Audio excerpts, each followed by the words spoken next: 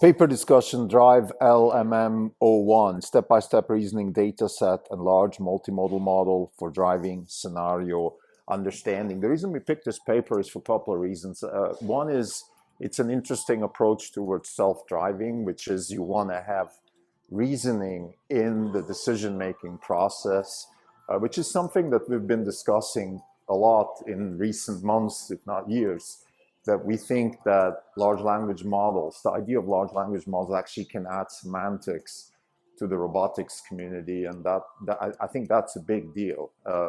What we mean with that is that you could have, factually, you could have robots being the embodiment of large language models, and that's a very interesting approach towards AI in general and maybe real world AI in particular. So let me dissect this and talk about this paper. This is not even on podcast. It's March 19th, 2025. This is Krimdelko.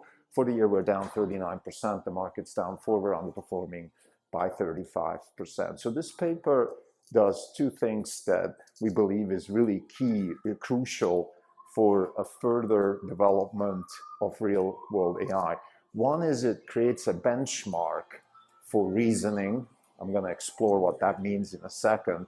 And the other, I think more general, it opens up the door for a more semantic understanding of the world and robots being the embodiment of large language models. So let me first talk about the reasoning part. So when a car drives on a road, it has pretty good perception in terms of it sees things, but it doesn't really understand what these things are. It doesn't understand how it's supposed to act relative to the objects that it sees. So whether it's a tree or a person, that makes a huge difference in terms of how you want to act as an agent next to these types of things. Obviously, right? And I think what we mean with intent, what we mean with semantics is really intent. So in a real world scenario, in an autonomous driving scenario, the thing you care most about as an agent is intent. So you want to know what's going to happen next. In order to understand what's going to happen next, you need to have an idea of intent. So in other words, if I see a tree that is just about to fall because of the wind, I want to be able to infer that. If I see a child running towards the street, I want to be able to infer that. If I see a child running away from the street, I also want to be able to infer what to do. The current self-driving technology, at least to my knowledge, and we're FSD 12.6 users at Tesla, so we use the most advanced version that is available for hardware 3. This technology doesn't have that ability in terms of understanding. It has it a little bit, and that's what people mean with human-like behavior. So it does a little bit of that. Like, for example, when there's construction now, it kind of nudges a little bit on the side, but it doesn't stop because there's a construction worker.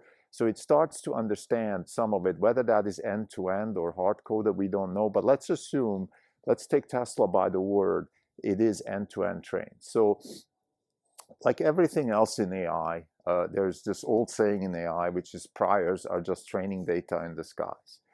So what that means is that, I mean, you can say, look, in the end, everything is training. And the only difference between having priors, or in this case, for example, training a model, how to specifically reason, is just a niche acceleration of something that could be learned just by throwing a lot of data at the system. Or in other words, if a car sees enough construction sites and actions driven by that kind of environment, it will learn how to act there without having specific reasoning or semantics. If a car passes by enough schoolyards, it will understand that a schoolyard is a schoolyard without knowing what actually a schoolyard is. And what this paper does, and what the community is thinking about, is, oh, we could accelerate this now because we have large language models. So we have semantics. So instead of having millions and millions of trajectories where the car slowly learns how to act relative to schoolyards versus relative to construction sites versus relative to, let's say, a soccer field where lots of people are running around, but we know that nobody's going to actually run on the street because they're not running around, guidelessly. Like they're on the field. They want to score goals. So those kinds of things, again, they can be learned. If you drive past thousands and millions of soccer fields, you will figure out eventually what soccer means, at least philosophically, and act relative to it. But you can accelerate this. You can just say, this is a soccer field, act accordingly. And then because of the large language model deep knowledge that it has gathered through internet data and GPT and all that, we can accelerate this. So this paper is trying to do that. I'm going to end this episode with a more philosophical thought about end-to-end versus priors, but let me talk about the paper. So what they're doing is actually creating a benchmark in order to test logical reasoning. So what they're trying to do is really have the car, we're talking about autonomous driving, but we could also extrapolate this to robotics in general. But let's stay with autonomous driving. In autonomous driving, we have this scenario where we drive towards a road, we do things, let's say your Tesla is constantly driving around and doing things, and what you want to know is what exactly is the car thinking at every instant. By the way, this is useful for several things. One is also for trajectory planning, meaning you know why it's doing what it's doing. Also, if something bad happens, you understand why it did that.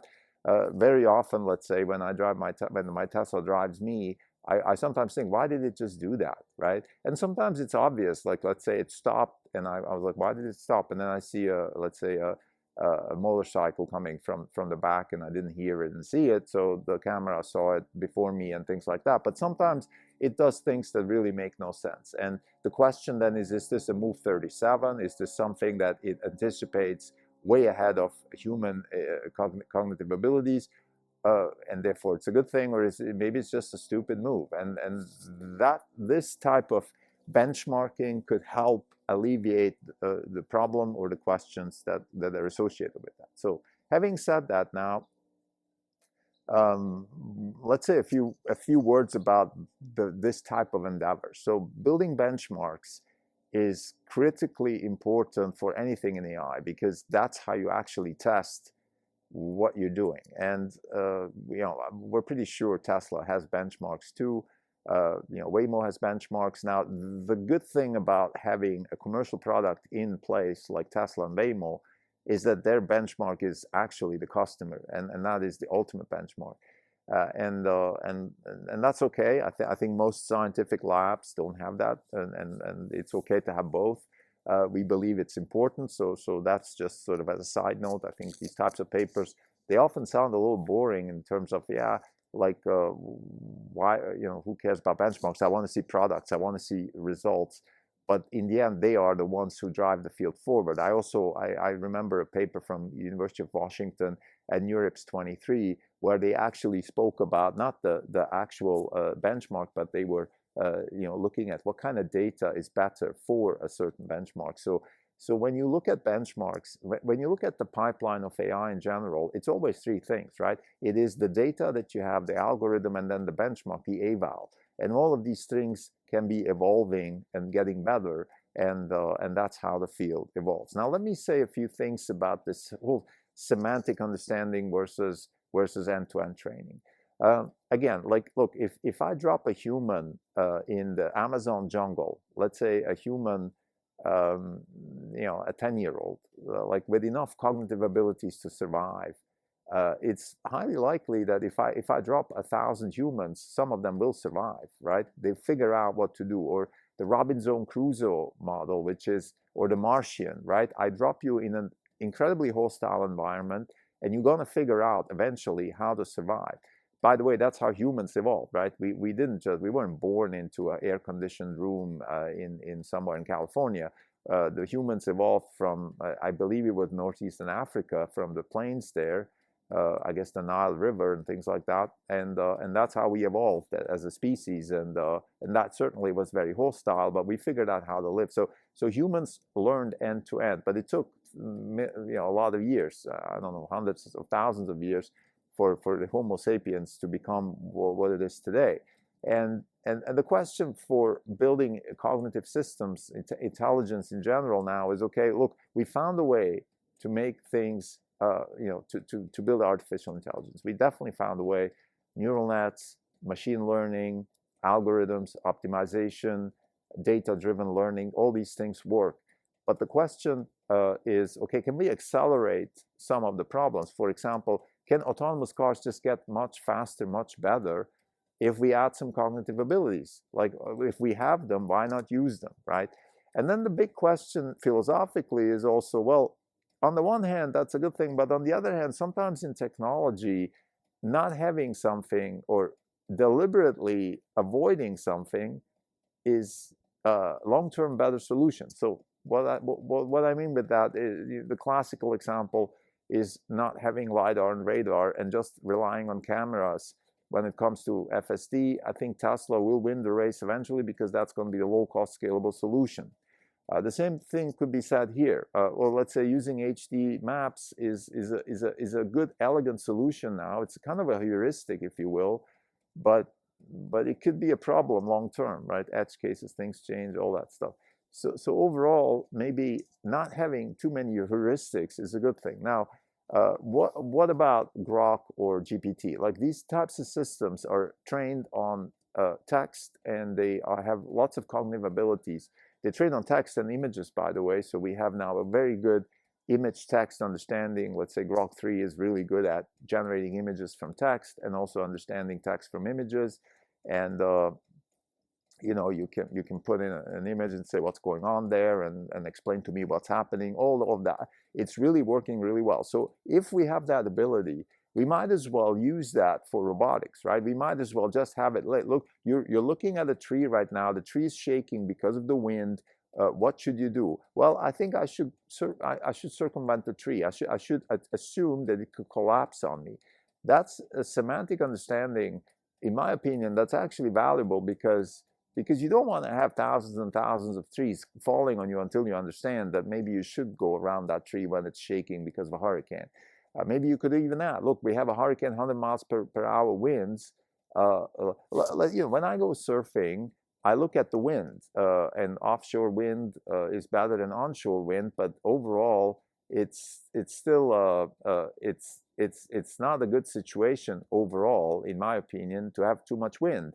So it's a heuristic that works for me, and it took me a while to learn that. Now, maybe if I just had asked Grok, it's good to have wind when surfing, and the thing would have said, no, don't go surfing when it's over 20 knots wind. Like I don't have to go and surf like 10, 20 times until I understand that wind is just a bad thing.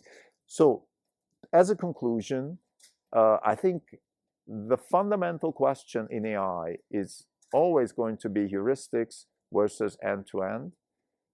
It seems to me that with the large language models and the semantic understanding, there's knowledge that can be translated to robotics that, in my opinion, is not a detriment. So it's okay to accelerate the application of robotics with knowledge from Grok or GPT. Let's call them just large language models, for lack of a better word, because they accelerate certain things that we just don't have time. Now, as a caveat here, we also have simulation, right? We have simulation. NVIDIA just at GTC was talking about this. That's the big bet that NVIDIA is making, and I think that's a great bet. So that is a possibility to circumvent even the knowledge that is available in large language models by just having simulation. And with simulation, we can simulate almost anything and therefore learn end-to-end. However, somebody has to tell the simulation engine what to do. So I think the knowledge that we have in large language models is to be used, and this paper is a good example of how it can be used. I think it opens up a more philosophical question long term of what we should be doing as engineers. Should we use large language models? Should we use implicit knowledge, semantic knowledge for robotics or not? The answer is yes, we should. We should be careful about using heuristics, though. We should be careful about also using large language models for simulation. We don't want to we don't want to be hermetically sealed from nature. We always want to have nature as the ultimate decision maker. But we can accelerate the learning process with semantic knowledge. Thank you.